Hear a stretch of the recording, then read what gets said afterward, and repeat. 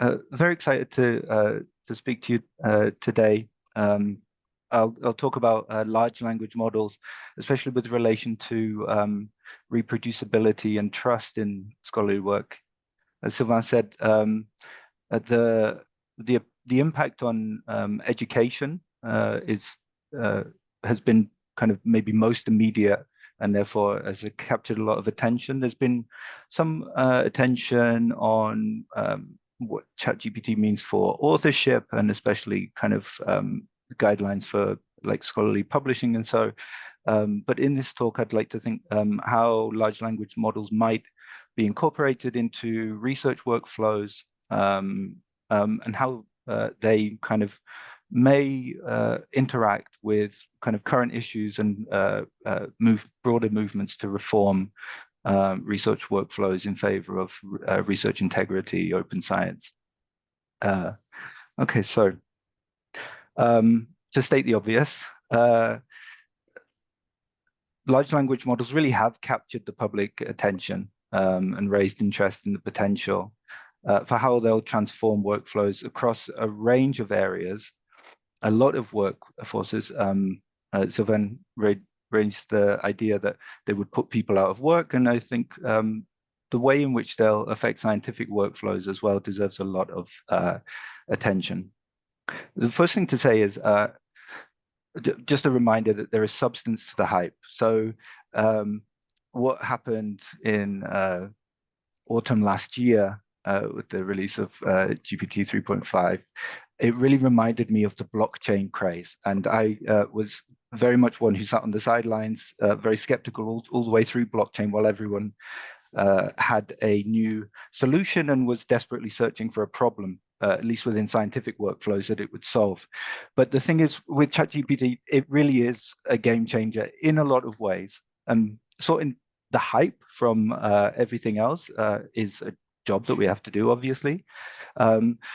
I don't know if this working paper has already been mentioned within the conference, but this came out of Harvard Business, the notion of the jagged technological frontier. They performed randomized experiments with management consultants from Boston Consulting Group on realistic, complex, and knowledge-intensive tasks. So these are kind of highly paid consultants performing knowledge work. And so in a task, I think they had to design marketing recommendations for the launch of a new tennis shoe or so. But what they found in a randomized control trial was that those consultants who used ChatGPT-4 were 25% faster. The overall performance as rated by humans of the quality of their outputs was 40% greater, and there was 10% greater task completion. So that paper, they did two experiments. So one task where they knew kind of GPT would perform pretty well, which they term as kind of inside the frontier, and a more complex task where they knew that it wouldn't perform quite so well. And on that task, which was beyond the frontier, there was almost a 20% decrease in the correctness of the overall results. Other papers, lots and lots of these studies are coming out looking at the effect on workplaces, on the organization of labor, and so on. And we really do expect to see disruption. So the large language models are still rapidly expanding in terms of parameters, but also their capabilities. And what's really interesting is that they kind of exhibit emergent capabilities beyond simple textual comprehension or prediction. So they're specialists in areas for which they haven't been specially trained, helping with ideation, text summarization, chain of thought reasoning.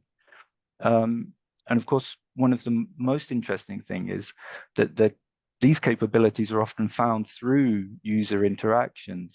So if this Think Step-by-Step study from last year, where GPT-3 wasn't performing very well on kind of logic tasks, but then this hack where you just tell it think step by step through this puzzle, and then it was able to solve logic puzzles in areas where it hadn't been previously trained. So the fact that there's this explosion of capabilities, which we don't know how well it performs in certain areas and how not, and that a lot of the finding out of that is through the user interaction, leads to this idea of, and I think this really well describes kind of what we're facing. This is again from this paper from Dell'Acqua et al., this jagged frontier. So artificial intelligence really performs beyond maybe what we might have expected in some tasks, passing the bar exam or something, and less adequate in others with quite simple math problems sometimes. And so tasks with the same perceived difficulty maybe on one side or the other of the frontier, and finding out where that frontier is in relation to current capabilities is a key task. So that's the overall general picture of the kind of genuine disruption that we will these tools will bring. And then, so now to think a bit more about the potential impacts on research. So this is a recent Delphi study, which was published on arXiv a few months ago. I took part in this one, and since then there have been 2 or 3 more invitations. So I think we'll see a rush of these. I think people are already really looking into kind of these issues of how research will be reshaped. But this study highlighted the transformative potential. So the experts who took part particularly saw disruptive potential in administrative, creative, and analytical tasks. And so there is already quite rich experimentation going on in the potential for large language models to assist with, at least, research design and ideation, information retrieval, evidence synthesis, assessment, textual analysis, coding, and dissemination, of course. But there are potential downsides, as with everything, and especially with an unknown technology, and with everything that we know about kind of, especially for some of the more closed models, the indeterminism, and as well as potential biases. And so we really have to be careful. And this all comes at a time in research where many disciplines are addressing what has been termed a reproducibility crisis, where systematic replication, prevalence of questionable research practices, and lack of transparency have cast real doubt on the robustness of results. And so Sylvain mentioned that I'm leading a project called Tier 2, which is looking at kind of the role of epistemic diversity, what reproducibility means, and the feasibility, possibilities for reproducibility across different contexts, including contexts where it probably isn't useful in more qualitative areas. But across the piece, the idea of reproducibility aligned with the need for greater levels of research integrity and the kind of more general push towards open science. This is the context into which kind of this experimentation with large language models comes. And so just to state my terms, because I've found that with reproducibility, everyone's got their own way of defining it, and the best kind of solution is just to choose one definition and tell people what you're using. So when I talk about reproducibility here, I'm really talking at a very high level of just obtaining consistent results when repeating experiments and analyses. So I'm not talking specifically about computational reproducibility, although of course that's part of it, but just at its highest level, ideally, in the way that science evolves, findings build on previous findings. Previous findings should be on kind of secure footing, and the ground shouldn't crumble under us when we try to move forward with repeating studies. So definitions vary a lot, not only in using the same words for different things. So you'll see replicability used as kind of a more general term, and then reproducibility used in a very narrow way, like meaning computational reproducibility sometimes, but sometimes other people reverse this. But there are also taxonomies for the various aspects of research that can be made reproducible and replicable. And maybe, to me, the key distinction is between methods reproducibility and results reproducibility. So they're, of course, interrelated, but methods, if we talk about work being reproducible in a method sense, it means that it's reproducible in principle because enough documentation and sharing of methods, protocols, data, code, and so on has been done to enable the work to be reproduced. But then there's results reproducibility, which is when work actually successfully reproduces or replicates when a study's repeated. Yeah. Okay, so we said that the reproducibility of research is in question. For almost the last 10 years or so, this specter of the reproducibility crisis has been there. These days, I think everyone prefers to talk more in terms of opportunity and reform rather than this language of crisis. But even so, there is an issue to be faced. And the causes underlying this, so there's poor reporting of methods,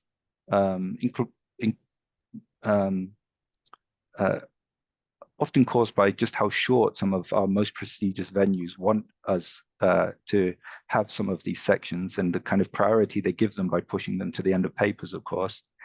There's poor design right from the start. So especially in cognitive behavioral sciences, there are a lot of underpowered studies where just not the sample sizes or so are just too small to really gain robust results in the first place.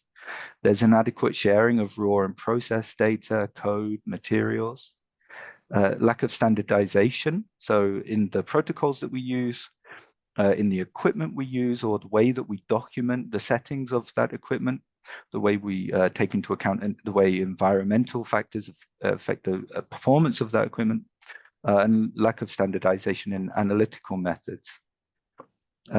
We, of course, have a lack of reproduction and replication studies within the literature. And this is basically due to the fact that it's very difficult to get them published, and very often you won't be thanked for trying. And along with this goes the general publication bias we have, where we're kind of incentivized by our kind of most prestigious venues to publish these flashy, counterintuitive, novel, new findings rather than null or negative results. There's questionable research practices, which run the gamut, of course, from falsification, which is really very rare, but does happen. We've seen some what look like some clear cases recently, but also include just ways in which researchers are incentivized to kind of find their way through what's called the garden of forking paths. In a lot of areas, kind of there are pragmatic decisions to be made every day in terms of how experiments are done, but also in terms of how data is cleaned and what the parameters are. And so there are practices like p-hacking or hypothesizing after results are known, which is kind of finding a significant value and then making up a nice story, pretending you thought that all along. Or in machine learning, data leakage, just not properly separating the training from the test set. Of course, there are lots of researcher, social, cognitive biases, and underlying all of this, just constraints of time and resources. Okay, so bringing these two issues together, I'll go through a few cases and try and think through how large language models might affect these issues to do with reproducibility. So the first one is documentation. So the first thing to say is that reproducibility, methods reproducibility at least, is in large part a documentation issue, making sure that you document protocols correctly, pre-register studies in advance if that's applicable, that you properly write up your methods, that you fully share data, and that you describe it well enough to make it usable, and also the underlying code, of course. So many of the issues underlying poor levels of reproducibility relate to that, just poor documentation. So here's a paper from 5 years ago from the AAAI conference where Gunderson Kensmo just did an audit of the literature. I think they looked at more than 3,000 papers to see what is being shared within those papers, and the state of the art was not good at that time. And a couple of smaller follow-up studies indicated is improving, but there's still a long way to go. So if you see here, in the third box, the amount of experimental code that's being shared is very low. The setup is higher, but kind of documentation of software dependencies, hardware dependencies, methods, the hypotheses which were to be tested in advance.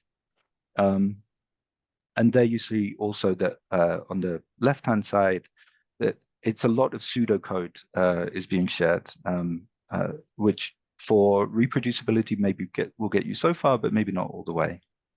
So there's a long way to go in doing better documentation of AI research, but of all types of research, really. And so there we run into the question of how well documented are large language models themselves.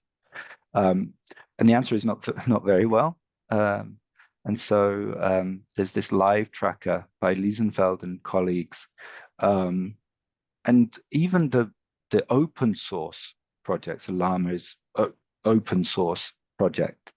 But in terms of opening the training data or the human feedback or the weights given to that feedback to train the model, there's really a long way to go. And we see, of course, that ChatGPT from open AI is the worst performing of all. So even amongst open source projects, many inherit undocumented data of dubious legality. There's this phenomenon of data sets being folded into data sets, which can lead not only to duplication within training data, but also being able to trace back the licensing of all that is very difficult. It's kind of stacks of licenses. Few share the all-important instruction tuning, so the key site where human annotation labor is involved. And careful scientific documentation is exceedingly rare, they say. You'll see this column, which is red almost, well, kind of dark orange, almost all the way down, is in academic papers. So academic papers describing many of these models aren't there yet. And if we're to use these tools as the basis for academic work, then really the tools that we should be preferring to use should maybe have gone through academic peer-reviewed processes. So, I mean, large language models have huge potential to assist in that documentation. To make research reproducible needs resources, so fully documenting all these elements of research workflows, data management plans, for example, for those whose funders kind of ask us to do this, can just seem like a huge administrative burden. They're meant to be useful for us in helping to plan, but they can often feel like this, like an administrative burden to get through. And so if these tools, there is potential for these tools to help with the creation of these, of data management plans, of protocols, pre-registrations, rich code documentation. So not only helping to write the code, but also to document the code, and applying metadata for our data sets, our code, our material, and so on. Big caveat, of course, with all of that is I wouldn't trust it to do it for me and leave it at that. But if it can assist, then this would be a huge boon. And of course, if it can, that's good, but it wouldn't overcome the cultural and economic issues like lack of resources and the kind of twisted incentives we have for the types of research we do, and kind of when we're incentivized to share it or not wouldn't help with this. And there is maybe a danger, because thinking about the data management plan, when the idea was first introduced, the idea was that thinking through as a consortium of all the data sets that would be created is this kind of, the work of thinking through is meant to be generative in kind of getting people to think about these issues in order that they later do it properly. And so there is kind of this potential that we buy a machine to lift weights for us, that we should really be lifting the weights ourselves, of course. And then I think the stage we're at the moment with open science very often is a kind of level of performative openness, which is, at the moment, it's kind of just enough that the things are there. There's no one really checking data sets. If you publish a paper and put the data online, usually, I mean, there are some journals on some areas, but as a rule, that data isn't checked, and very often it isn't downloaded or anything.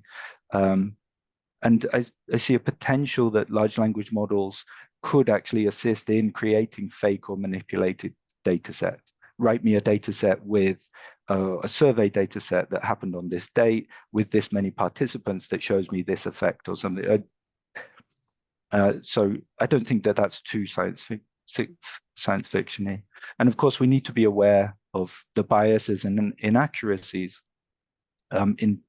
which these large language models bring with them.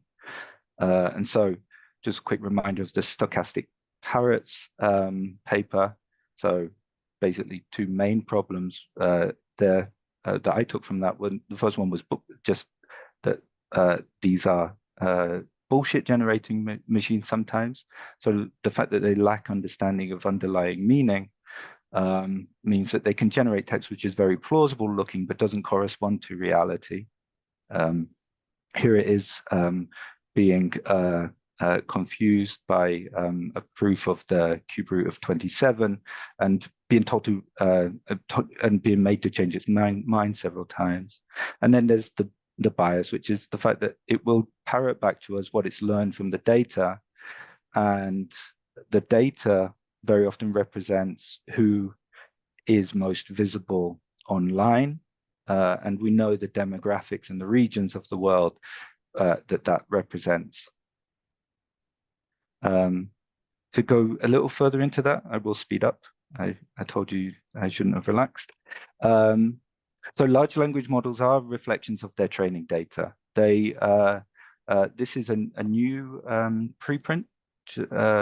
Really recommend everybody read. It's called Which Humans, but it uses world data on survey data on values, and basically gets it got the ChatGPT to answer this survey like 1,000 times and then average the responses, and there were about 1,000 responses from each country as well, and then grouped to see the values of which regions or countries is GPT most representative of or closest to. If GPT were a country, the values of that country, which would it be closest to? And you can see here, it does align with kind of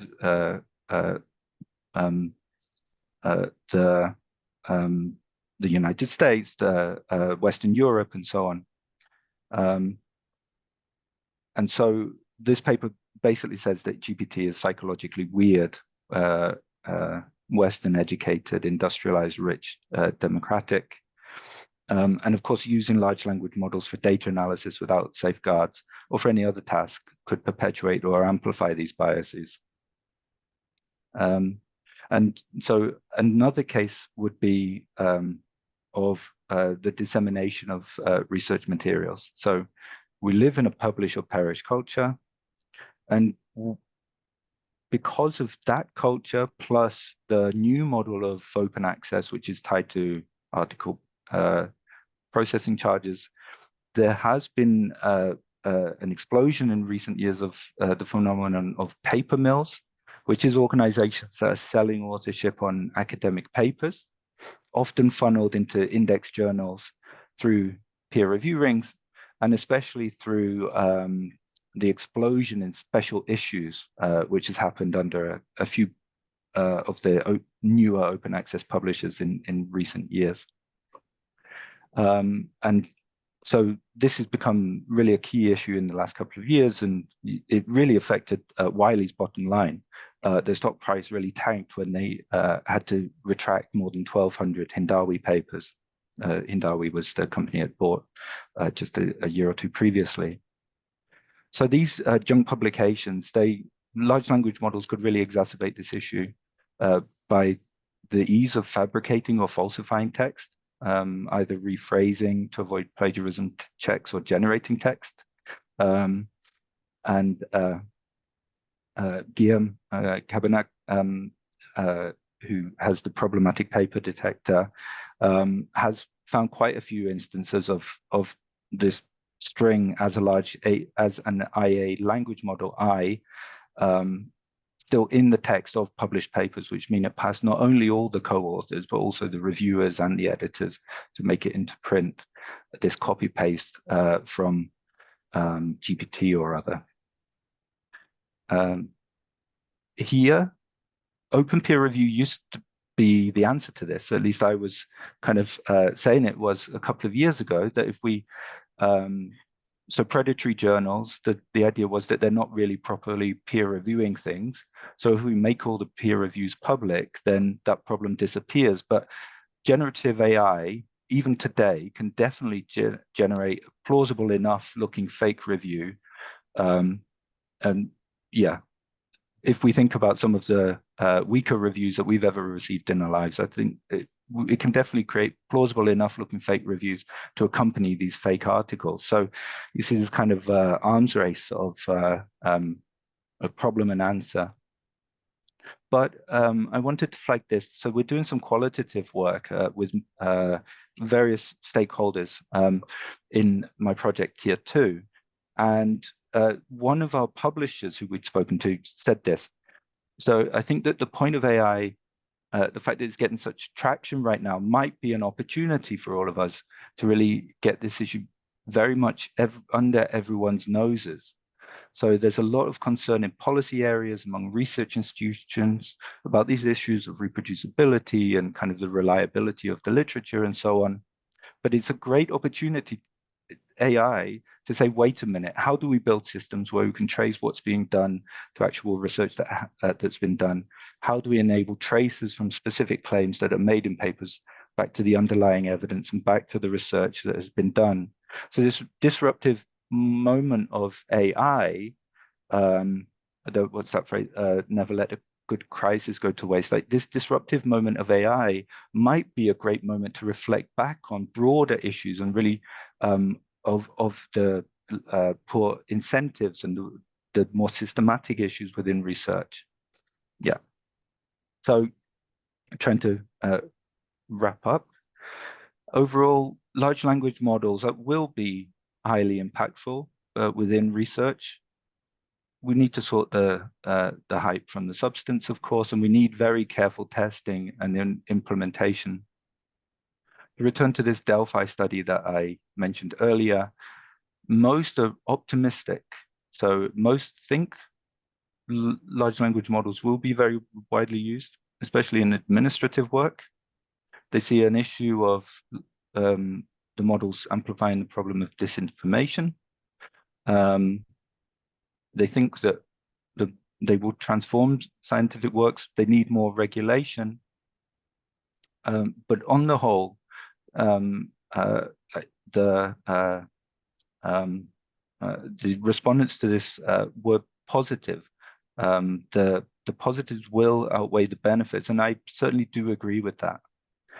So large language models offer a promising tool set for various research tasks. Caution is necessary, of course, especially with regard to bullshit and bias.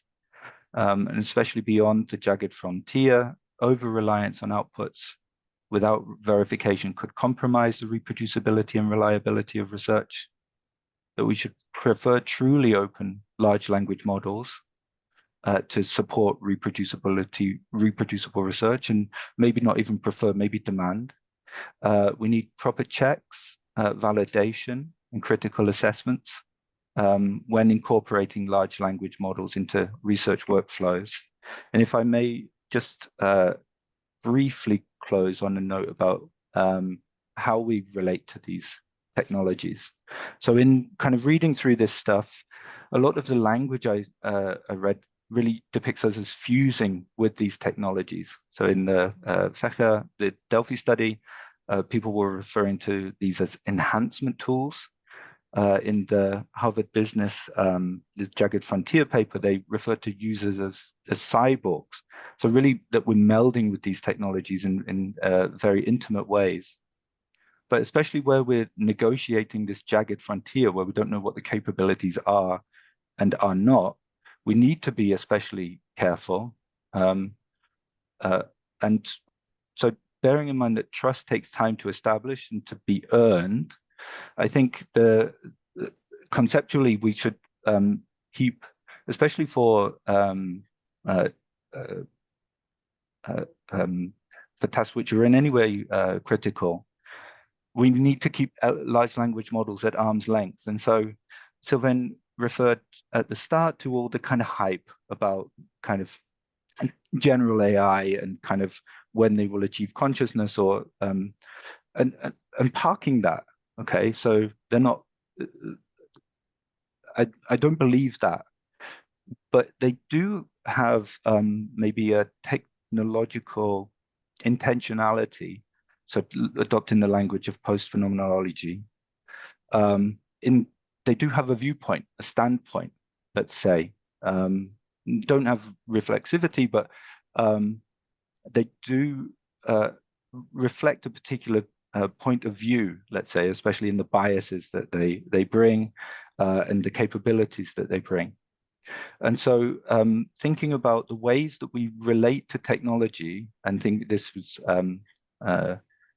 my doctoral thesis 10 years ago now, engaged a lot with philosophy of technology, and I haven't really had cause to go back to it since, but thinking about the ways that we relate to technology. So it can either be in this embodiment relationship where we have kind of the like the glasses on my nose, and directly through the technology I perceive the world. Or we can have a hermeneutic relationship where the technology mediates and interprets the world in such a way that I then read off a value about the world from it. So like a thermometer, there's mercury heating up, and there's a degree, there's a number which tells me the number of degrees that are in the world. And I think I'm worried that we move too fast towards this hermeneutic relationship with